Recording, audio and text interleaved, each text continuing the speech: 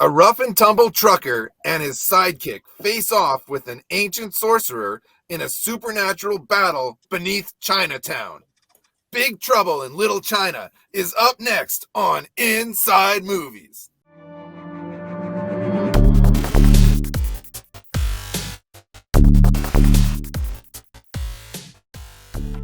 Hey guys, welcome to Inside Movies with George Michail.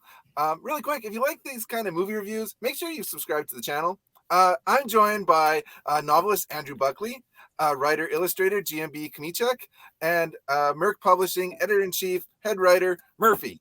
Thank you everyone for being a part of the show. Let's get into Big Trouble in Little China. What was the good? What did you guys like about this movie? There's so many good things about this movie. If you're seeing Big Trouble in Little China for the first time, I want you to consider the following thing. Think of the mythology that they present as Chinese mythology, which they bring in Taoist alchemy, Buddhism, Confucianism. They bring in all this kind of stuff and they store it all around, in their own words, like a salad bar, take what they want and leave the rest. It's a mythology. But so too is the American myth of the macho dude.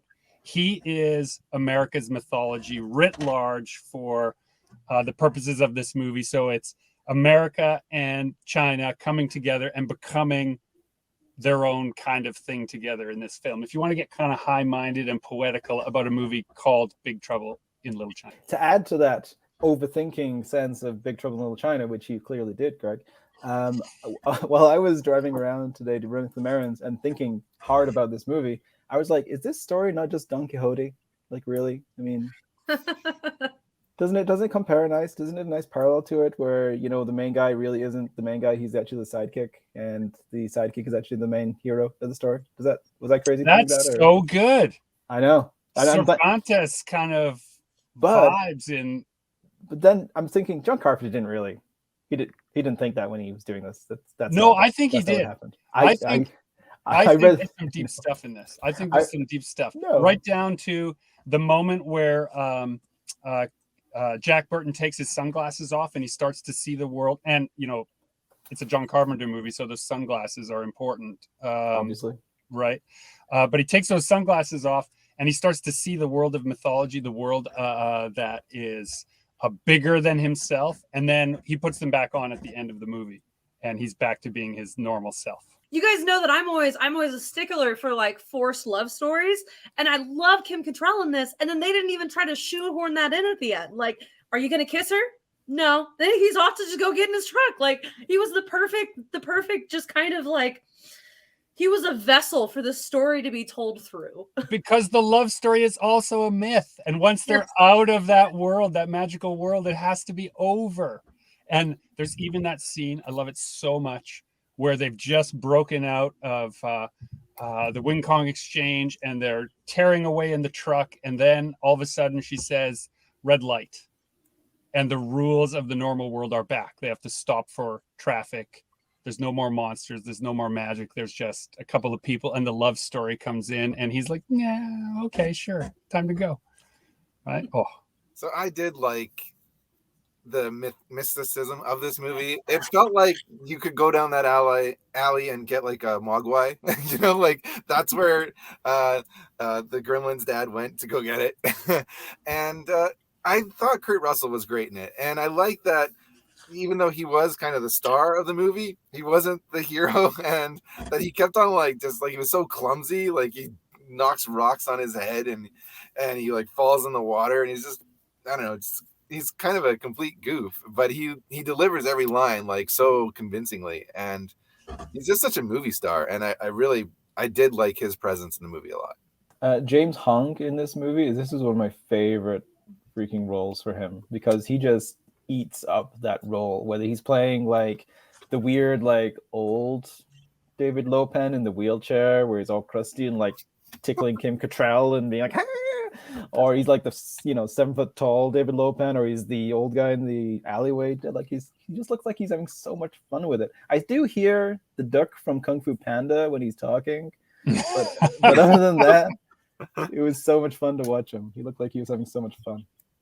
I did like the costume designs, like those big helmets that the warriors that like was that inspired Raiden in Mortal Kombat, and I thought that was kind of cool. Oh yeah. Yeah, and the martial arts and the kung fu was actually pretty solid. And like I know trivia is usually your thing, Andrew, but the lead actor there, he was not like overly trained in martial arts, and he learned it just for this movie, and he like totally pulls it off. Yeah, he was really Wow, good. he only learned that for that film? Yeah, he'd done some stage acting and he'd done some martial arts when he was a kid, but that's literally all he had going into this. And then he found it was a martial arts movie. He's like, oh, I've seen lots of people do this. It's no problem, no big deal.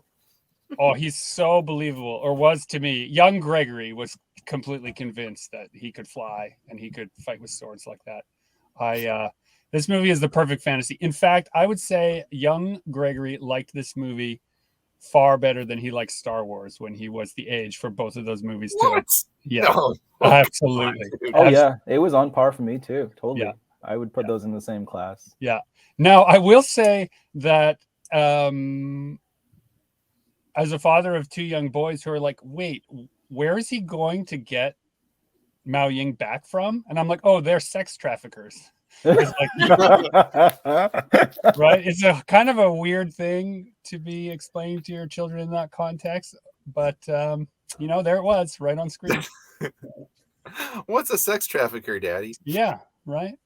But I guess you got to grow up sometime. So Kurt Russell movies are the way to do it. Mm-hmm. A lot of the things that I would look at as like, oh, the bad are the good. Like the fact that he continuously is killing people with like a kitchen knife. Which and at the end when he throws it back and the just goes right into the guy's head. That knife could not. That wouldn't pierce like my shirt. You have Kevlar, Murphy? Is that what you're telling us? Yes. I'm knife proof. Kitchen knife proof at least. But I love it that the one weakness. Okay, now we're going to get real deep again for a second. The one weakness, right, of David Lopan, one is the real world. And the only power that works against him is the power that Kurt Russell's character, as Jack Burton, shows from the real world. He catches the bottle. He's got quick hands, right? It's all in the reflexes. And only when that real world element comes into the world of their mythology are they able to kill him. Love that so much. Oh, man. And there's so many characters in this movie. There are so many characters. And at first, I was always so confused when I was but a young lad. Like, who are all these people? Why do they all need here? Why isn't it all about Jack? But every one of that huge cast kind of lends credence to how the story is told, why the story is told. Like that whole, oh my God, don't get me started. I'm already started. We started. Isn't it great that there's some that don't have names, but they just have a look? Like there's the one Asian henchman with like the bullets across him when the twin guns. And then there's the token Asian henchman played by Ali Leong, who was the token Asian henchman in all 80s movies with the long hair. Yeah, he's amazing. I love that they had all those guys in it. Super I like the big guy in it too. He was jacked and he had the sword fight. He like used to train like the Hong Kong police, I read. He's just like, he looked like the... You mean Thunder, the guy who blows up at the end? Yeah, he looked like the Chinese... there's my shirts in the fucking... Oh, shit. Are you in the closet right now? I'm in my closet. Look, you have a nicely decorated closet. That's the best fucking closet on earth. It is amazing. No, he looks like the Chinese Arnold Schwarzenegger. This movie is pretty fantastical, and something else that's like really unique and fun and is the Merck Publishing world. Murphy, can you tell us a little bit about it? Yeah, if you like Big Trouble in Little China and you want to be swept away into a whole universe of magic and fun and violence, Merck Publishing is coming to your local comic shop. We're only through Lunar Distribution, so if you ask your comic shop and they can't get it, just keep poking at them. But tell your comic shop to bring in Merck Publishing. We have Miss Meow #1 is going to be in stores in June, so we're super excited. Awesome. All right, I feel like we've given this movie too much praise. We got to get into the bad guys. Like, okay, yeah, there's a little bit of bad. There's a little bit. I got a little bit. Yeah, I didn't. There is, so speaking of all the characters, there's way too many characters in this, and like some of them are like super boring. Like there's the reporter girl. What, like I didn't think that she really had like anything to do in the movie. And then She there writes was, the book that you're reading. It's how you know. oh no, I didn't like it. And then also there was like there's their main guy, like and he's after his girlfriend, but then it's like his friend. Wang Chi is his name. No, Come but on. the other guy that liked the reporter. Those two characters are totally useless. I didn't need them at all. No, you needed Wang's cousin. Is his cousin? Wasn't his cousin? Yeah, it was Why his do you cousin. need Wang's Yeah. cousin? For The what? maitre Wang's d' cousin. and a whole lot more. And a whole lot more because he Okay. did so much. He's not that much more. He's He I'm did. He sorry, actually Jojo, looks we gotta bleeding.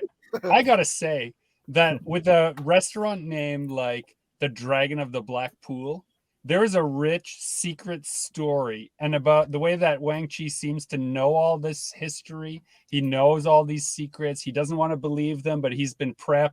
And his uncle is like, "Oh, you saw Lo Pan on the street?" He's like, "No, I didn't, uncle." Which means he knows Lo Pan is an evil wizard that's going to freak out his uncle if he knows he's on the street.